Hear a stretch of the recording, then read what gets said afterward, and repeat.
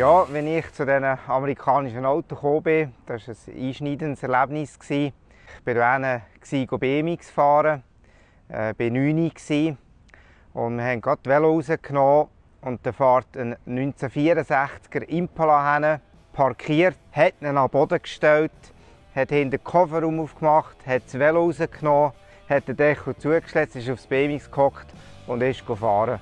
Wir waren dort Kinder und das ist einfach wow.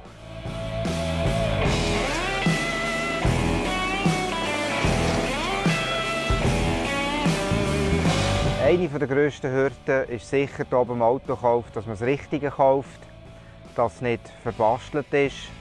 Da muss man ein gutes Auge haben dafür, dass man es dann wirklich auch in die Schweiz nehmen und prüfen kann.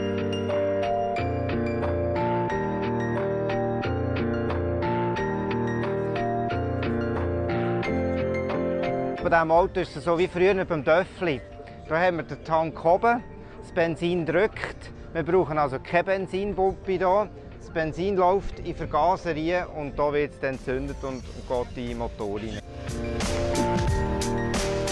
Ja, eben wegen dem Reingehen wäre mir letztes Jahr fast passiert. Ich habe einen 1964er Impala Kombi gesehen. Ein super Auto, eigentlich alles gut, der Motor hat gut ausgesehen.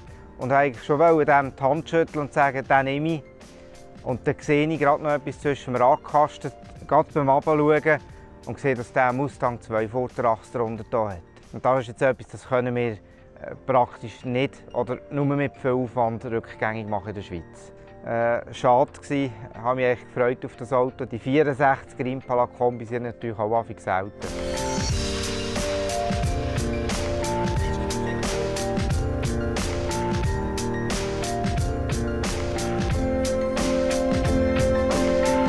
Ich bin Alex, ich komme nach Kalifornien, seit ich 8 bin und ich verkaufe amerikanische Oldtimer zu fairen Preisen.